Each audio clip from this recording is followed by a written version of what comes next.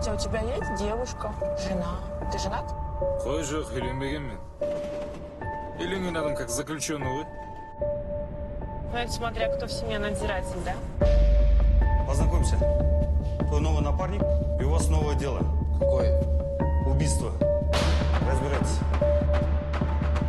Если я тебе расскажу о других новостях, будешь в шоке.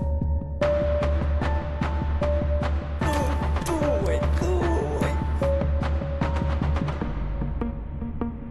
Кажется, с Северного моста нашли тело девушки. Мне сообщили, что она в себя пришла. Надо ее опросить и версии сравнить.